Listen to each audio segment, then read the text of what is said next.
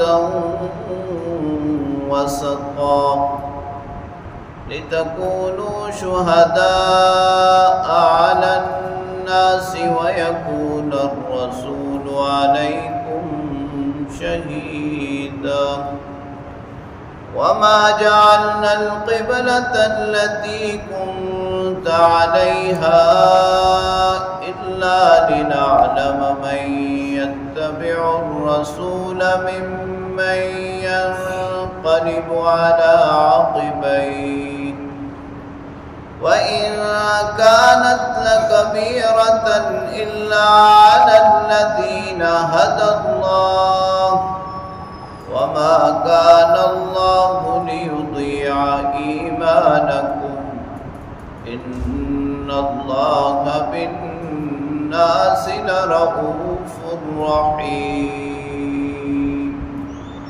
صدق الله وصدق رسوله النبي الكريم۔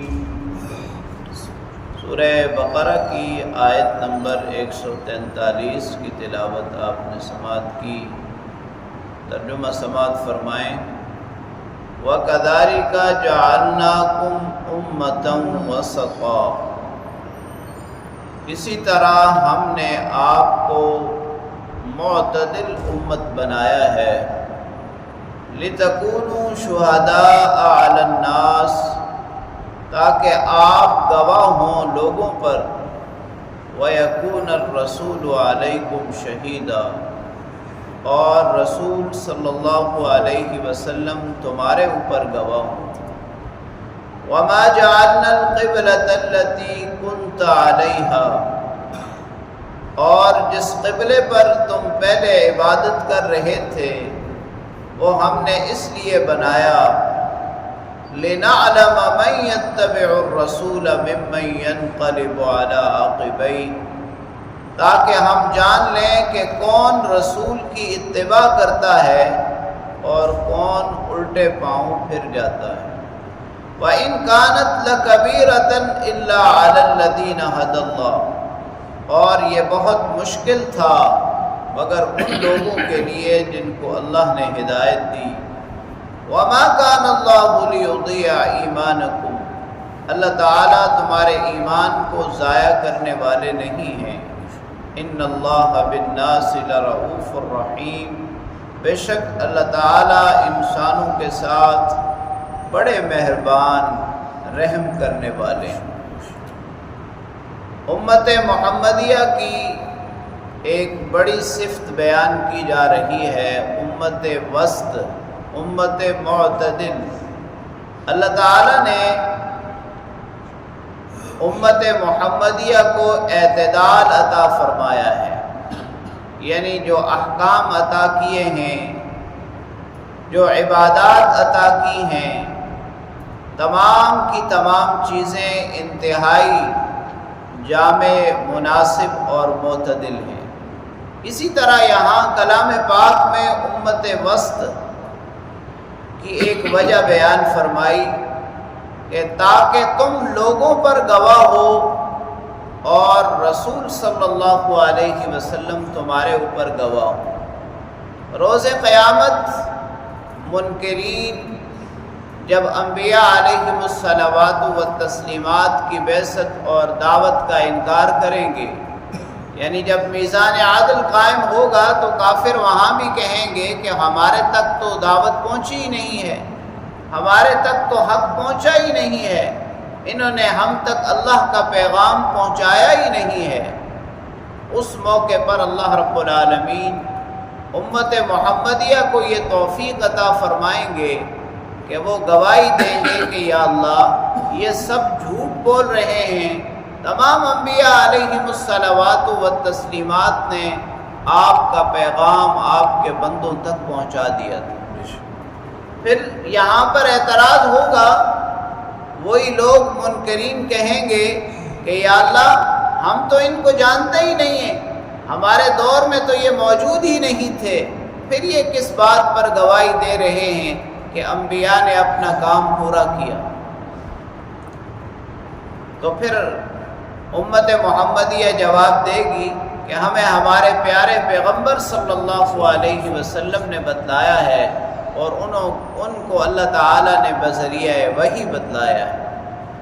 تو پھر نبی پاک صلی اللہ علیہ وسلم گواہی دیں گے کہ بے شک اللہ رب العالمین نے بذریعہ وحی مجھے یہ بات بتلائی کہ تمام انبیاء علیہم الصلوات والتسلیمات نے اپنا کام پورا کیا اور پھر میں نے اپنی امت کو بتایا۔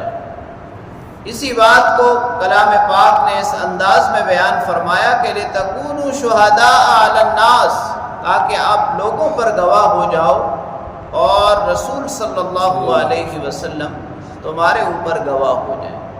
ایک دوسری وجہ بھی مفسرین کرام نے دوسری تفسیر بھی اس کی بیان فرمائی ہے کہ شہداء علی الناس کا مطلب یہ ہے کہ انبیاء علیہم الصلوات والتسلیمات کا سلسلہ ختم ہونے کے بعد اس امت نے اللہ رب العالمین کا پیغام دیگر تمام لوگوں تک پہنچایا۔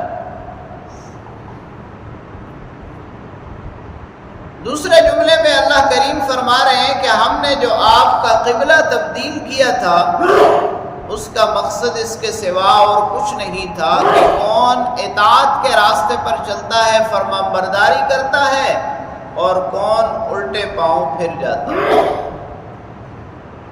پھر اللہ کریم خود ہی فرما رہے ہیں کہ یہ معاملہ اتنا آسان نہیں تھا بلکہ بڑا مشکل تھا، اس لیے کہ حضرت ابراہیم علیہ السلام کے دور سے ہی بیت اللہ کعبۃ اللہ قبلہ چلا آ رہا تھا، تو اچانک ایک قبلے کو چھوڑ کر دوسرے قبلے کی طرف رخ کر کے نماز پڑھنا، عبادت کرنا یہ بڑا مشکل تھا، لیکن جن لوگوں کو اللہ رب العالمین نے ہدایت دی وہ اس بات کو سمجھ گئے کہ قبلے میں اصل اللہ کا حکم ہے، سمتوں کی کوئی خاص اہمیت نہیں ہے۔ پھر تیسرے جملے میں اللہ کریم نے ایک اعتراض کا جواب دیا۔ جب بیت المقدس سے دوبارہ کعبۃ اللہ کو، حرم مکی کو قبلہ قرار دیا گیا تو یہودیوں نے یہ سازش کی کہ مسلمانوں کے دل میں یہ بات ڈالنے لگے کہ تمہارا تو اصل قبلہ تھا ہی یہی، اب تمہارے جو لوگ بیت المقدس کی طرف منہ کر کے نماز پڑھتے ہوئے دنیا سے چلے گئے، گویا کہ ان کا ایمان تو خطرے میں پڑ گیا۔ اللہ کریم نے واضح طور پر فرما دیا کہ اصل میرا حکم ہے، سمت کی کوئی اہمیت نہیں، اس لیے اللہ تعالیٰ تمہارے ایمان کو ضائع نہیں کرتے، پریشان ہونے کی ضرورت نہیں ہے۔